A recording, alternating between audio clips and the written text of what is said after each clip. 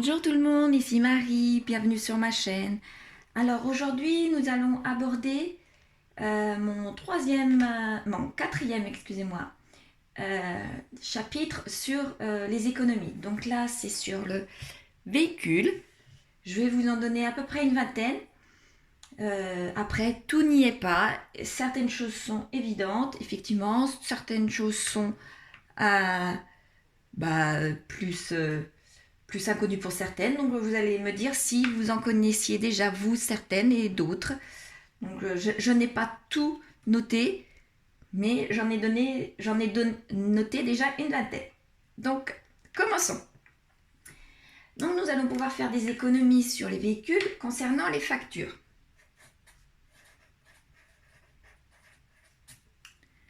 Voilà, les factures.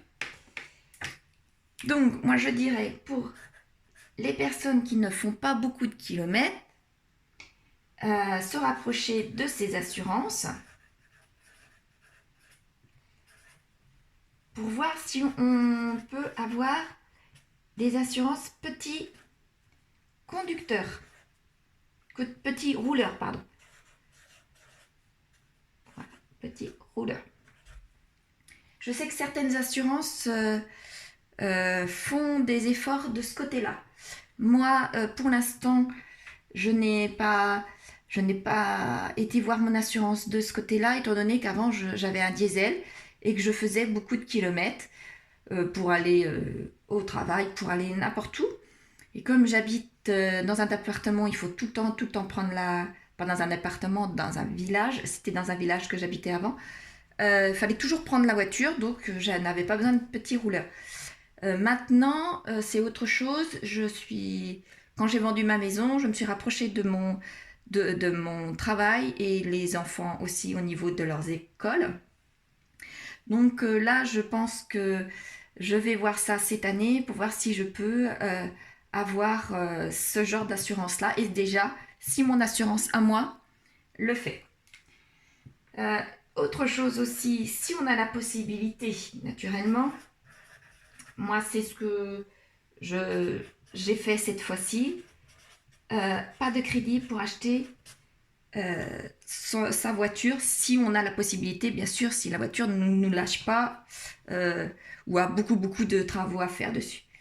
Mais si on anticipe suffisamment, on se dit oh là là, la voiture va pas tenir encore plusieurs années, je peux en mettre un petit peu d'argent tous les mois pour pouvoir acheter un nouveau véhicule. Le mieux c'est de ne pas faire de crédit. Dans la majorité des cas, vaut mieux éviter, excepté pour naturellement excepté pour les crédits immobiliers, là on ne peut pas faire autrement. Mais pour la majorité des cas, autant éviter d'avoir des crédits sur le dos. C'est ce que depuis ma séparation je fais. Et je peux vous dire que ça me fait une charge mentale libérée. C'est quelque chose de très bien. Donc ça, c'est pour les factures. Maintenant, on peut essayer de faire baisser sa consommation. Donc moi, j'avais 3. Pas souvent la clim. Je mets pas souvent la clim parce que je la mets très rarement. Je n'aime pas la clim. Donc, il semblerait pour pouvoir faire des économies, il ne faut pas la laisser tout le temps. Je sais que certaines personnes me disent si, il faut la laisser à longueur d'année. Moi, je ne la mets pas du tout. C'est peut-être lorsqu'il fait très chaud et lorsque j'ai les enfants dans la voiture. Sinon, moi, je préfère ouvrir la fenêtre et je n'aime pas la clim. Ça me donne mal à la tête, quelle que soit la puissance qu'on demande. Ça donne mal à la tête, pour moi en tous les cas. Mais j'ai rencontré d'autres personnes qui me disent aussi la même chose. Donc, lorsque aussi on fait des grands à grande vitesse, donc à grande vitesse, vitre fermée, comme ça il n'y a pas d'air à rentrer dans l'habitacle, et à petite vitesse, vitre ouverte lorsqu'il fait chaud. Et comme ça évite d'avoir beaucoup de Ah zut, ça évite d'avoir beaucoup de clim, très souvent de clim à mettre. Comme je vous dis, moi je ne mets pas la clim, je joue avec mes vitres. Bien ou pas bien, certaines personnes diront non, c'est pas bien, ça fait consommer, d'autres voilà, mais entre la clim et les vitres, je préfère nettement les vitres et je n'ai jamais vu une surconsommation, pour ma part en tous les cas, à cause de ça. Certaines personnes disent qu'il ne faut pas ne pas faire de plein. Puisque qui dit plein dit réservoir plein, naturellement, et donc du coup du poids supplémentaire à la voiture, et qui dit poids supplémentaire à la voiture dit consommation supplémentaire aussi. J'avoue que là, moi, suivant ce que... suivant mes périodes, il y a des périodes, je vais faire je vais aller à la pompe une fois toutes les semaines, semaine et demie. Et quelquefois, j'en ai tellement marre d'aller à la pompe que je fais le plein pour... je fais le plein tout simplement et je vois jusqu'où ça descend. Parce que tout le temps être rendu à la pompe, c'est agaçant aussi. Après, effectivement, ça donne plus de poids au véhicule. Ça, c'est suivant chacun. C'est tout à fait logique. Lorsqu'il y a plus de carburant dans le réservoir, il y a plus de poids à transporter. Et forcément, ça consomme plus. À savoir maintenant, le pourcentage, ça, je ne peux pas vous dire. Ce serait à se renseigner auprès de professionnels réels pour voir, quoi. Donc, alors maintenant, on peut faire aussi des économies sur l'entretien. Ce que beaucoup de personnes ont tendance à repousser au maximum, c'est l'entretien. Les entretiens sont importants quand même malgré tout. Pour pas se retrouver à devoir payer beaucoup de factures au moment d'un prochain contrôle technique, d'un pépin, on vient par exemple pour changer les pneus et le garagiste s'aperçoit qu'il y a ça a changé. Il faut tout simplement faire un entretien régulier, faire tous ces contrôles que nous pouvons faire régulièrement, comme les filtres, enfin comme le liquide, les niveaux, pardon, comme aussi les pneus, ce genre de choses-là. Ceux qui s'y connaissent dans notre entourage, ils peuvent regarder aussi les freins. Enfin, vous voyez ce genre de choses-là. Et lorsqu'il y a quelque chose à changer, eh bien, allez le changer sans plus tarder. Vaut mieux payer 2 pneus, par exemple, à un moment donné. Et quelques mois après, les deux autres pneus, peut-être 6 mois ou 1 an après, les 2 autres pneus, que changer les 4 pneus d'un coup. Ça fait mal au porte-monnaie, mais sans oublier on se fait régulièrement avoir, certaines personnes, sur les plaquettes, et puis on s'aperçoit que, pas nous, mais le mécano s'aperçoit qu'il y a aussi les disques à changer, et là, disques et plaquettes, ça fait mal. Alors, on peut aussi nettoyer le filtre à air. Ça, c'est pareil, le filtre à air, ça fait partie de l'entretien malgré tout, donc il faut pouvoir le changer régulièrement, et aussi, ça en fait partie, quoi. On vérifier la pression des pneus. Alors ça, sur ma nouvelle voiture, j'avoue que c'est encore plus rapide sur ma nouvelle et celle d'avant d'ailleurs. C'est que maintenant, il y a juste un petit bouton appuyé et c'est la voiture qui nous dit à combien la pression de chaque pneu est rendue. Mais avant, du coup, pendant plus de 20 ans, quand j'allais à des stations-service, de temps en temps, j'allais voir ma pression des pneus, car dit pression d'un pneu sous-gonflé va faire plus consommer, parce que plus de gomme sur la route, ce genre de choses-là.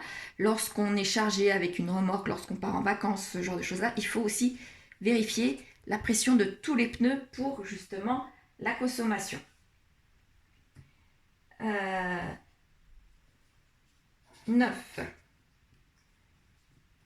Ne pas rouler avec le réservoir dans le réservoir. Ne pas rouler dans le réservoir, pas avec, dans. Car impureté. Alors, mon papa qui était dans la partie, à ma première voiture, m'avait bien dit, ne roule jamais, pas jamais, mais ne roule pas tout le temps dans le réservoir. Qui dit réservoir dit le fond, forcément. Et il y a tout le temps des impuretés, et c'est pas bon pour le moteur, et c'est pas bon pour plein de choses, c'est que des impuretés, donc ça ne brasse pas. Donc il faut rouler avec la moitié de notre réservoir. Voyez, voilà. En plus, j'ai fait 2 fautes, c'est ne pas rouler dans la réserve. Pas dans la réserve, dans la réserve. Voilà. Ça fait un petit peu cochon mon affaire, hein. Ne pas rouler toujours dans la réserve car impureté, et ce qui nous fait consommer plus. Ça, c'est pour l'entretien du véhicule. Maintenant, on entend de plus en plus parler des règles d'éco-conduite. Alors, ces règles ont toujours existé. Le souci, c'est lorsqu'on était jeune, on ne voulait pas écouter nos parents, ce qu'ils disaient, tout simplement. C'est évident, c'est des choses tout à fait évidentes. Zout. Par exemple, il faut rouler en souplesse. C'est sûr que si on accélère d'un coup, si on freine à la dernière minute, si on pousse trop les rapports, tout simplement, ça nous fait consommer plus, parce que les freinages intempestifs, ça fait consommer, les accélérations, toutes les 10 secondes, ça fait consommer, les rapports, pareil, et maintenant avec les nouvelles voitures, on a les petits témoins pour passer les rapports, soit au rapport supérieur, soit au rapport inférieur. Ça nous donne une indication, mais c'est surtout qu'il faut écouter son moteur. C'était des règles qu'on nous disait lorsqu'on était jeune conducteur et qu'on ne voulait pas forcément écouter. Mais maintenant, ça devient une évidence et ça devient plus ou moins obligatoire lorsqu'on prend de l'âge et de l'expérience avec la conduite. Mais c'est des choses tout à fait logiques, à vrai dire. Alors, une autre, c'est l'anticipation. Anticipation. Pour le frein moteur. Alors, l'anticipation, moi, ce que je veux dire, c'est on enlève le pied lorsqu'on voit qu'on va, ou lorsqu'on sait qu'on va ralentir un peu plus loin. On enlève le pied du frein et on laisse tout simplement la voiture décélérer toute seule. Et lorsqu'il va falloir freiner, naturellement, on freine, mais on n'use pas les freins et on n'use pas non plus la consommation grâce au fait qu'on enlève les pieds des pédales et que la voiture décélère toute seule. Alors, autre chose que j'utilise aussi, et j'avoue que alors là, j'ai été la première étonnée, j'avoue que j'apprécie ça, c'est utiliser le régulateur. Dans les nouvelles voitures, maintenant, elles ont toutes le régulateur et eh bien, finalement, ça nous aide énormément. Et pour les radars, on est bien d'accord. Moi, c'était mon gros souci, c'était les radars. Mais finalement, il a un autre avantage, c'est qu'on consomme, je trouve, moins.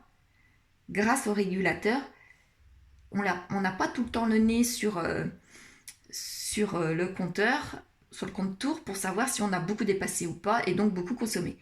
Le régulateur est très, très pratique, pour ma part, je pense. Autre chose qui qui fait baisser la facture, si on peut dire la facture, qui nous évite d'aller trop souvent à la pompe, c'est de respecter les limitations de vitesse. Voire pour certaines personnes, légèrement moins. Je m'explique. On va forcément consommer plus lorsqu'on était sur nos routes françaises à 90. Donc moi, j'avoue que j'étais jamais à 90. J'étais déjà toujours à 100, 110. J'avais une grande difficulté à tenir mes 90. Lorsqu'on est passé à 80, j'avais toujours des difficultés à passer à 80. C'est grâce au régulateur que maintenant je suis à 80 et que je trouve ça, ma foi, très bien pour moi.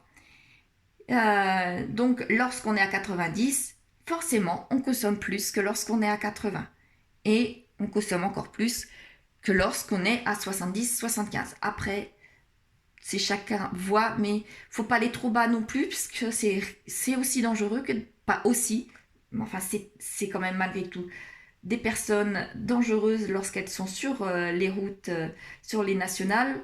S'il faut être à 80, elles sont à 65-70.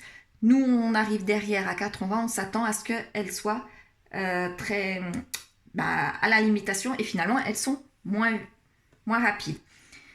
Ça peut être en général les anciens, les personnes qui sont dans leurs pensées.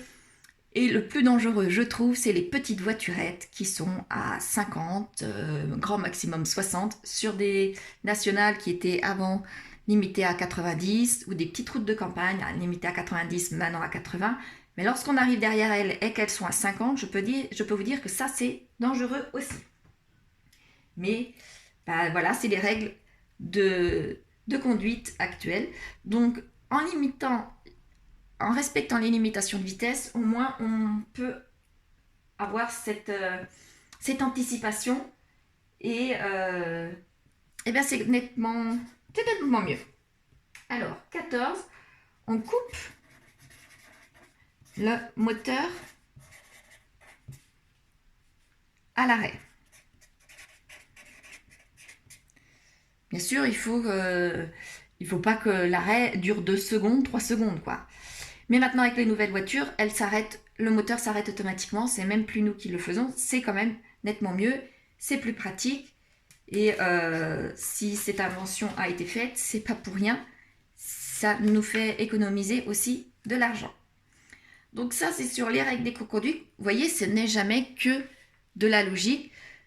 Que lorsque nous avons commencé à conduire, on disait « Ah là là, c'est que les radins qui font ce genre de choses-là ».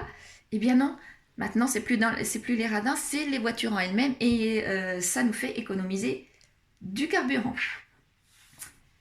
Donc après,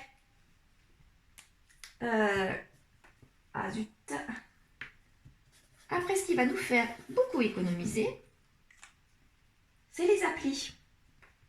Comme Blablacar. J'avoue que j'ai quelques membres de ma famille à l'utiliser qui ne veut plus maintenant avoir de voiture, enfin ce genre de choses-là, parce que le Blablacar, c'est quand même très pratique. Moi, j'ai aussi un de mes fils, mon fils aîné, qui revient. Quand il revient en Blablacar. Il trouve ça très très bien aussi. Et tous les cas de ma famille qui y ont goûté, ne trouve plus l'utilité à la voiture finalement. Bon, pour ça, c'est le cas pour les membres de ma famille que je vous parle, il faut habiter dans une grande ville, tout simplement, et aller dans une plus ou moins grande ville aussi.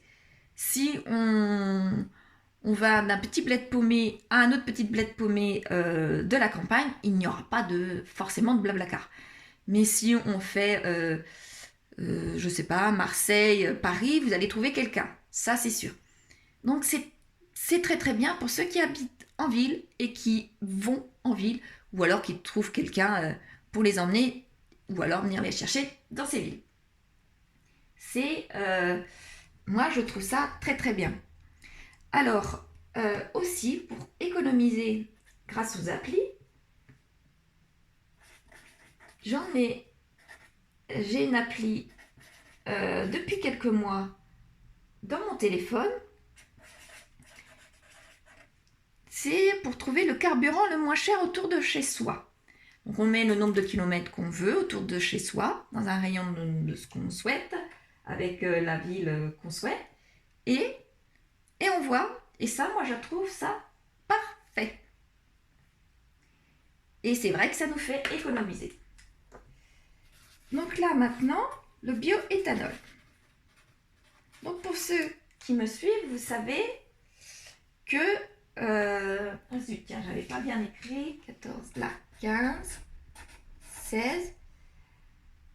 Pour les voitures à l'essence, passer au bioéthanol. Bon, c'est un investissement au départ et après, on s'y retrouve assez vite, il semblerait. Donc moi, je viens juste de passer au bioéthanol, donc je vous en parlerai dans quelques semaines pour vous dire effectivement si c'était bien ou pas. J'ai calculé théoriquement qu'en moins d'un an, je devrais être rentabilisée. Donc ça, à voir si, franchement, en moins d'un an, et si c'est vraiment en moins d'un an, je vous en reparlerai sans aucun problème. Alors maintenant, les alternatives. Alors les alternatives, c'est du bon sens aussi. C'est de marcher pour les petites distances. C'est de prendre éventuellement le vélo. Les transports en commun.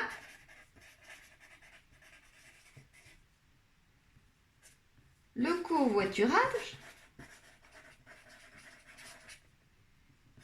Et si on ne peut pas tout ça, regrouper les déplacements. On ne va pas se déplacer pour une chose, revenir à la maison, 2 heures après, oh zut, j'ai oublié ça, repartir autre part. Voyez, donc le 19, aller au travail.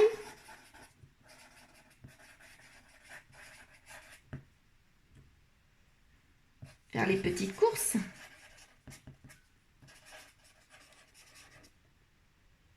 La visite des proches.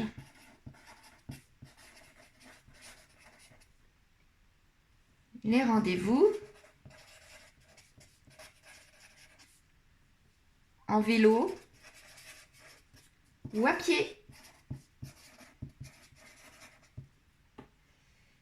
Et le 20e, alors ça, c'est vrai que ça peut être possible pour certaines personnes, c'est une seule voiture par foyer. Qui dit 2 voire 3 voitures par foyer dit 2 fois plus, 3 fois plus d'assurance, de contrôle technique à venir. Bah, vous voyez, on multiplie finalement les dépenses. Ça, c'est vrai pour les personnes qui habitent en ville, pas pour les personnes qui habitent dans des villages. Quoique j'en ai connu qui habitaient dans le même village que moi, qui avaient une seule voiture, mais par exemple, c'était une maman qui ne travaillait pas, qui restait à la maison, qui élevait ses enfants, ou alors le télétravail, ceux qui faisaient beaucoup de télétravail, ou des personnes qui ont des horaires décalés, tout simplement. Moi, chez mes parents, on avait une seule voiture, mais il n'y avait que mon papa qui travaillait, et encore, mon papa travaillait dans le même village où on habitait. Donc finalement, il réussissait largement à avoir une seule voiture pour mes 2 parents. C'était largement suffisant, mais tout le monde ne peut pas avoir une seule voiture par foyer. C'est compliqué lorsqu'on habite dans un village. Lorsqu'on habite dans une ville, c'est largement plus faisable, et encore plus si cette ville nous fait bénéficier des transports en commun, des bus. Moi, dans ma petite ville où j'habite, il n'y a pas de bus, il n'y a pas de transport en commun, mais j'ai mes pieds, j'ai mon vélo, ce genre de choses-là. Donc je peux aller à pied, faire des petites courses, aller au travail, aller rendre visite. Je peux aller à pied ou en vélo. Il n'y a aucun souci. Ça permet d'économiser un petit peu. C'est ça, plus ça, plus ça. Mais c'est quand même important. De là avoir une seule voiture, effectivement, j'ai une seule voiture puisque je suis seule avec mes enfants. Je pense que j'habiterai dans une plus grande ville, là où il y aurait des transports en commun. Ça, c'est sûr, par contre, qu'il y aurait une seule voiture chez nous. Ça suffirait largement. J'ai été habituée pendant 20 ans chez mes parents, comme je vous dis, à avoir une seule voiture et ça suffisait largement. Il suffit juste de s'organiser. Actuellement, avec mes grandes qui ont le permis, mais pas forcément la voiture, surtout mon grand, comme je vous dis, qui est aux études et lorsqu'il rentre, il n'a pas de voiture. Donc, il s'arrange avec mon autre enfant et moi-même pour pouvoir emprunter les voitures. Et ça suffit largement. Puisque qui dit plusieurs voitures, comme je vous disais, dit malheureusement plusieurs frais. Et les frais à la conduite, même si la conduite elle est souple, il y a quand même des frais quand même derrière. Donc toutes les astuces que je vous ai données, c'est pour moi, j'ai l'impression, c'est une question de logique maintenant. Quant à la consommation, pour les factures, voyez, pour l'entretien, les règles d'éco-conduite, donc ça, comme je vous disais, c'est une question de logique que nos parents et nos grands-parents disaient, on leur disait c'est une question de radinerie, mais non, maintenant c'est une question de logique. Les applis, je les utilise tous les jours, je trouve ça très pratique. Le bioéthanol, ça je vous en parlerai un peu plus tard, mais j'y suis passée, voyez. Et les alternatives, c'est ce que je pense qui est le plus facile à mettre en place tous les jours. Après, suivant notre cas personnel, évidemment. Voilà. Si vous avez d'autres astuces, je suppose que d'autres personnes sur la chaîne seront ravies de les connaître aussi. Mais celle-ci, c'est déjà pas mal, je trouve, à mettre en place. Voilà. Donc la prochaine fois, ce sera sur l'alimentation, au sujet sensible en ce moment. Et il y aura beaucoup de choses à dire aussi. Donc je ne sais pas si je mettrai en une fois ou en 2 fois, on verra. Mais il y a quelques petites pistes aussi à avoir pour faire des économies.